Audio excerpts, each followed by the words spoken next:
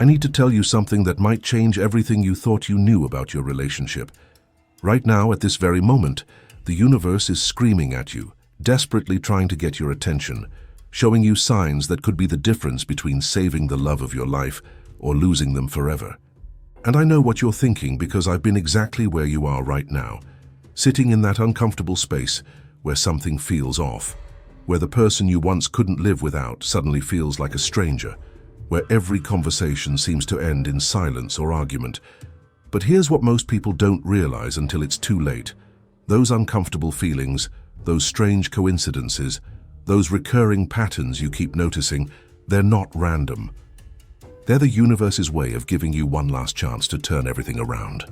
So before you make any decisions, before you have that conversation you've been dreading, before you do anything else, I need you to stay with me until the very end of this story. Because what I'm about to share with you saved not just my relationship, but taught me how to recognize when the universe is literally handing you the blueprint to fix what's broken. And here's what I'm asking from you today. If we can get this video to 100 comments, if you can stay until the final word, we can reach thousands of people who are going through exactly what you're experiencing right now. The universe works through collective energy, and your comment, your presence here matters more than you know. So make sure you subscribe and turn on notifications, because the algorithm shows our content first to those who engage, who watch completely, who become part of this community. When you comment something motivational on this video, you're not just helping us, you're telling the universe you're ready to receive its guidance. People who watch until the end are remembered faster by the platform and get ahead in receiving the messages they need. We need to hit this goal to keep bringing you more life-changing stories like this one. So stay with me, and let me show you exactly what the universe has been trying to tell you. The story I'm about to share begins on a Tuesday evening in late autumn, when everything in my relationship had reached a breaking point. My partner and I had been together for nearly 6 years, and somewhere along the way, we'd lost each other. Not in the dramatic way you see in movies, but in that slow, painful erosion that happens when life gets too busy. When you stop really seeing each other, when you start living parallel lives under the same roof. We hadn't had a real conversation in months, just logistics about bills and schedules and whose turn it was to take out the trash. The intimacy was gone, replaced by a cold politeness that felt worse than fighting. I remember lying awake that particular night, staring at the ceiling, feeling my partner's back turned toward me, and thinking that maybe this was just how relationships ended, not with explosions, but with a slow fade to nothing. I had started questioning everything. Was this person still the right one for me? Had we simply grown apart in ways that couldn't be repaired? Were we holding on to something that had already died, just too afraid to admit it? Every relationship advice article I'd read seemed to say the same thing. If you're not happy, leave. If it feels hard, it's not meant to be. If you have to work at it, you're with the wrong person. But something deep inside me resisted that narrative, even though I couldn't quite explain why. There was this quiet voice, barely audible beneath all the frustration and disappointment, that kept whispering that we weren't finished yet, that there was something worth salvaging beneath all the layers of hurt and disconnection. But that's when the universe started speaking, and I almost missed it entirely. The next morning I was rushing to work, running late as usual, when my car wouldn't start. Frustrated and angry, I called for a ride, and while waiting I noticed an elderly couple walking past holding hands and laughing about something private between them. The woman looked at her husband with such genuine joy that it actually hurt to watch. She touched his face with this tenderness that suggested decades of choosing each other through good times and bad. That image stuck with me all day, appearing in my mind during meetings, during lunch, during the commute home. I brushed it off as random, as my mind playing tricks on me as nothing more than a coincidence. But the universe doesn't deal in coincidences, it deals in patterns, and this was just the beginning. The second sign came that same week when I was cleaning out a drawer and found a stack of cards we'd given each other over the years. Birthday cards, anniversary cards, random Tuesday cards that said things like, "Just because I love you," and "Thinking of you today." I sat on the floor and read through every single one, and what struck me was how consistent the message was: gratitude, appreciation, deep recognition of each other's value. These weren't the words of two people who were fundamentally incompatible.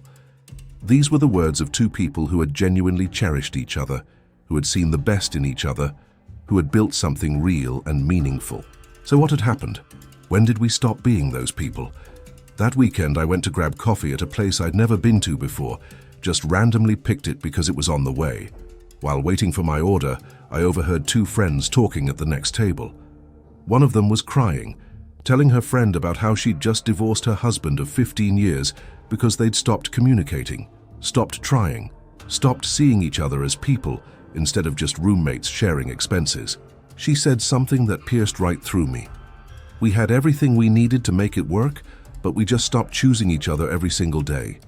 I thought love was supposed to be easy, that if it was real, it wouldn't require so much effort. But now I realize that the effort was the love. The choosing was the love, and we just stopped doing it, and by the time we noticed, it felt too late to start again. I felt like the universe had planted me in that exact spot, at that exact moment to hear those exact words. My hands were shaking as I left with my coffee, and I still didn't fully understand what was happening, but something inside me was beginning to wake up. The third sign came through technology, which might sound strange, but the universe uses whatever channels it needs to reach you. I was scrolling through my phone late one night, unable to sleep again, when an old video from years ago popped up in my feed. It was from our second anniversary, just a short clip of us dancing in the kitchen, laughing at nothing, completely absorbed in each other. I watched it 5 times in a row, and each time I felt this crushing weight in my chest because I couldn't remember the last time we'd looked at each other that way. I couldn't remember the last time we'd laughed together, really laughed, not just polite chuckles at appropriate moments. The person in that video felt like someone I used to be in another lifetime, and the relationship in that video felt like ancient history. But here's what I finally started to understand. The universe wasn't showing me what I'd lost to make me feel bad. It was showing me what was still possible, what was still there underneath all the layers of resentment and routine and disconnection. Over the next few weeks, these signs multiplied in ways that became impossible to ignore. A song we used to love would play in every store I entered. I'd see couples everywhere, and not just any couples, but specifically couples who were clearly working through something, who were choosing to hold hands even when things seemed tense, who were making effort. I witnessed a couple in a restaurant having what was obviously a difficult conversation, but they were leaning toward each other instead of away, listening instead of defending, staying present instead of shutting down. I found an old letter my partner had written me years ago, tucked inside a book I randomly pulled from the shelf.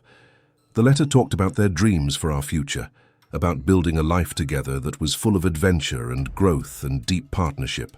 Where had those dreams gone? A friend called out of nowhere to tell me about how marriage counseling had saved her relationship. She hadn't known I was struggling. I hadn't told anyone, but she felt compelled to reach out and share her story. She described how she and her husband had been on the verge of divorce, how they'd stopped being able to communicate without fighting. But they'd made a commitment to try therapy, to really try. She said the therapist had asked them a question that changed everything. Do you remember the moment you knew you loved this person?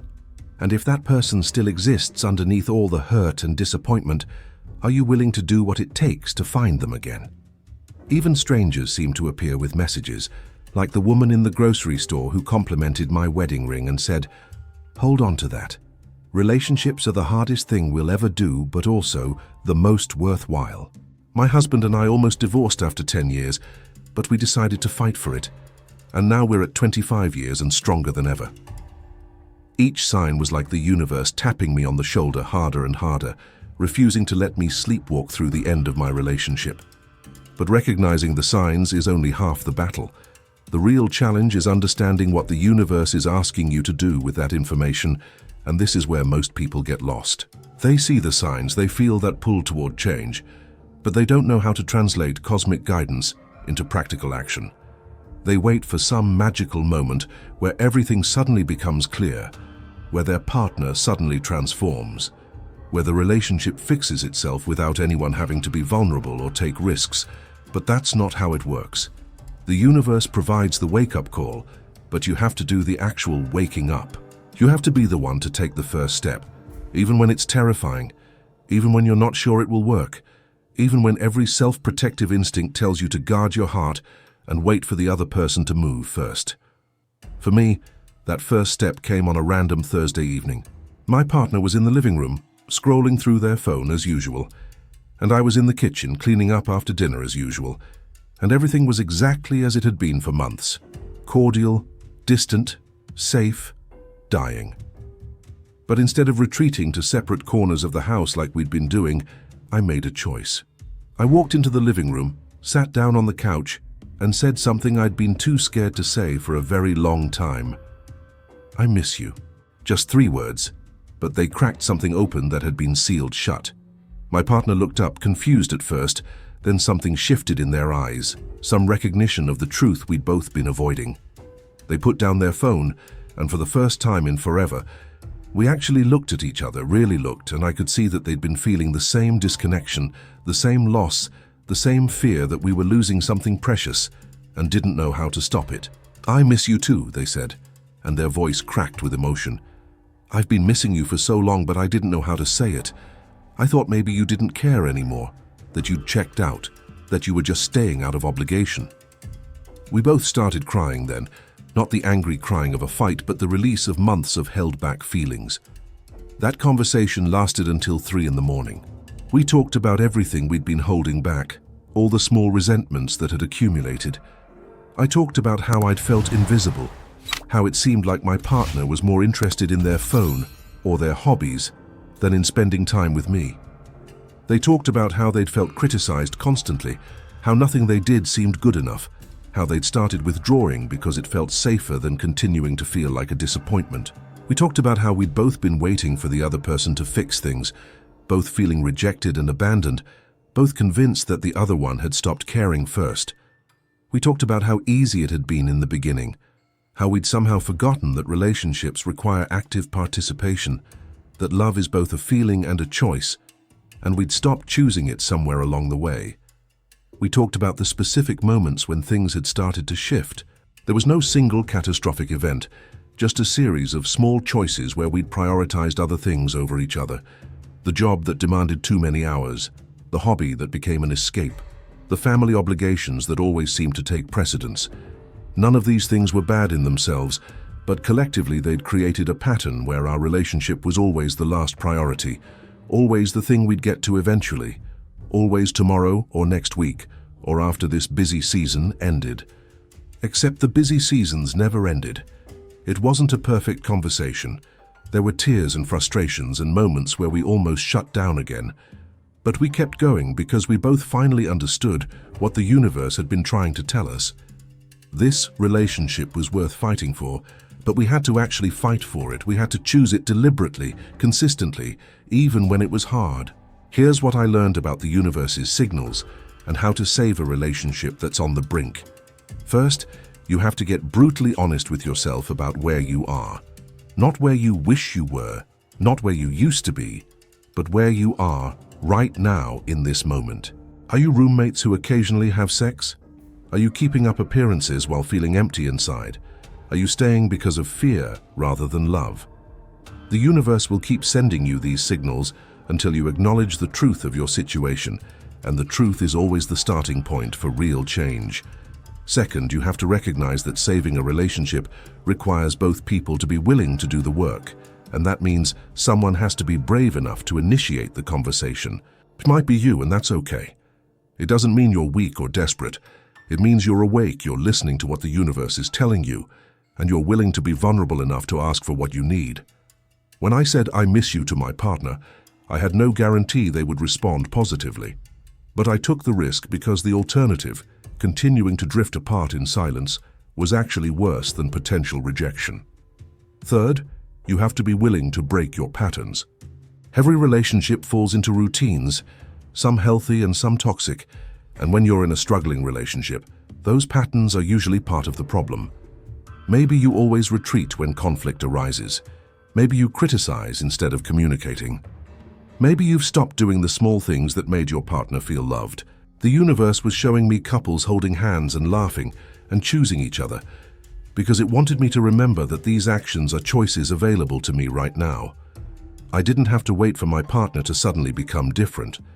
I could choose differently myself, and that choice would create new possibilities. My partner and I started implementing small but significant changes.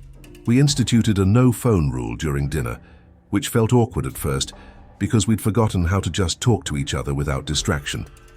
For the first few dinners, we sat in uncomfortable silence, struggling to find things to say, realizing how much we'd been using our phones as a buffer against real connection.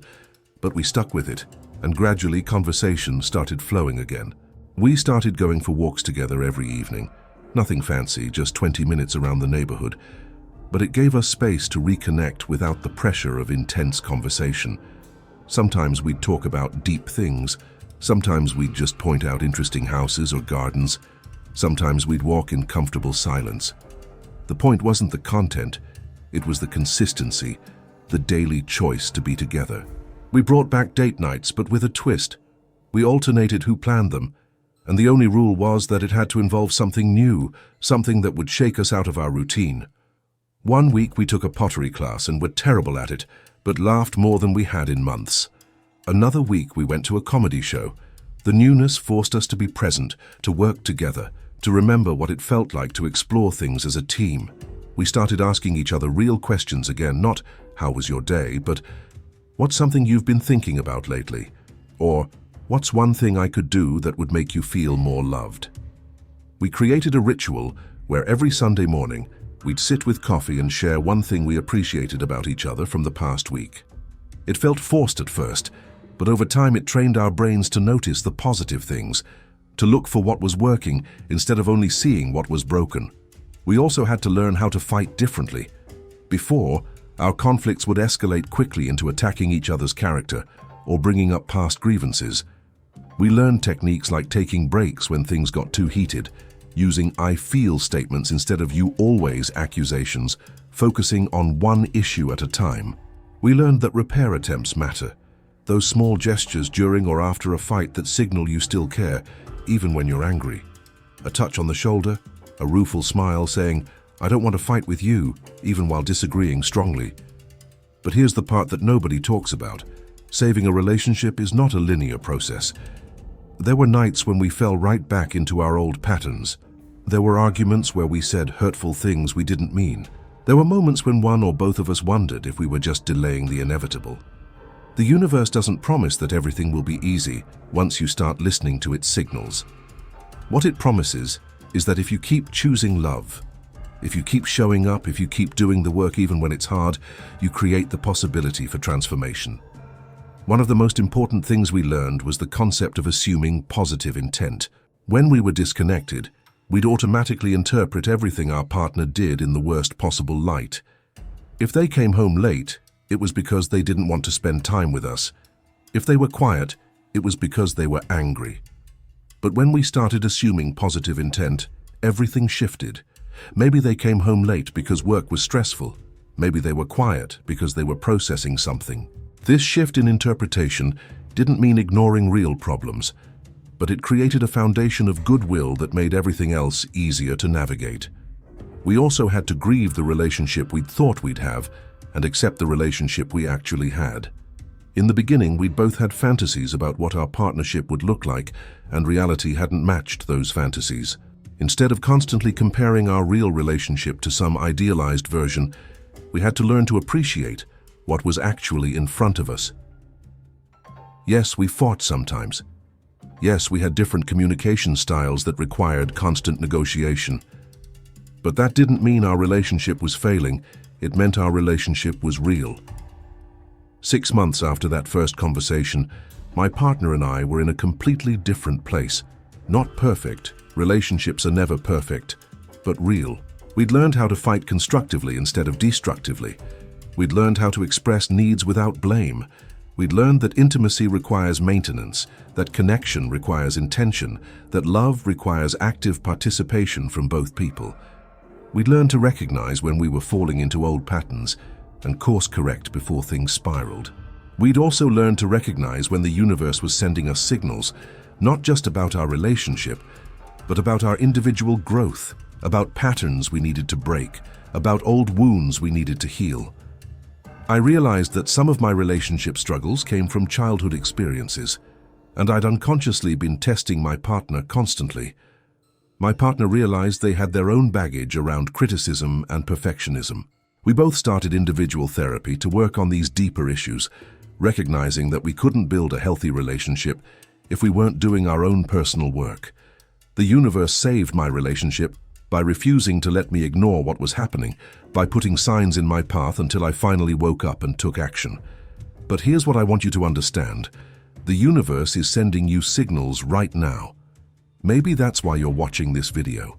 Maybe that's why something made you click on this particular story out of all the content available to you today. Maybe the universe brought you here because it knows you're standing at a crossroads in your relationship, and it wants you to know that you have more power than you think you do. Think about the signs you've been receiving. Have you been seeing couples everywhere who remind you of what you used to have? Have old memories been surfacing unexpectedly? Have friends been sharing their relationship stories? Have you been hearing songs or finding objects that connect you to happier times? These aren't accidents. The universe is trying to get your attention, trying to show you that your relationship is worth saving, that there's still hope, that you haven't reached the point of no return yet. Saving a relationship when it feels like it's falling apart requires courage. It requires vulnerability. It requires both people to be willing to look at themselves honestly, to take responsibility for their part in the disconnection, to choose love, even when love feels hard. But it's possible. If the universe is sending you signals, if something inside you still hopes that this relationship can be saved, if you're willing to be the one who takes the first step, then there's hope. Don't ignore what the universe is trying to tell you. Don't wait until it's too late. Don't let fear or pride or stubbornness cost you something that could be saved. Pay attention to the signs. Notice the couples that cross your path and what they're showing you. Listen to the songs that keep playing and what they're reminding you of. Look at the old photos that resurface and what they're asking you to remember. The universe speaks in patterns and synchronicities, and once you start paying attention, you'll see its guidance everywhere. But seeing the signs is not enough. You have to act on them. You have to be willing to have the hard conversations, to break the toxic patterns, to choose vulnerability over self-protection, to do the daily work of choosing your partner and your relationship even when it would be easier to just give up. Your relationship is worth saving if both people are willing to fight for it. The universe knows this, and that's why it keeps showing you the way forward. Trust the process. Trust the signs. Trust that love, real love, is always worth the effort it takes to nurture and protect it. And remember that every great love story includes chapters where the couple had to decide whether to stay or go, whether to fight or surrender, whether to believe in the possibility of transformation or accept defeat. The universe is asking you what kind of story you want to write with your life. Choose wisely, choose bravely, and choose love. Today is the day you stop ignoring the signals. Today is the day you take that first brave step toward reconnection. Today is the day you look at your partner and say, "I miss you," or "I want to try," or "I still believe in us." The universe has done its part by bringing you here, by showing you the signs, by giving you this message at exactly the moment you needed to hear it. Now it's your turn to do your part. And if you want, tell me from which corner of the world you are watching this video. Your comment matters, and I want to read it and respond to you. For more exciting stories like this, click on the video that appears on your screen right now.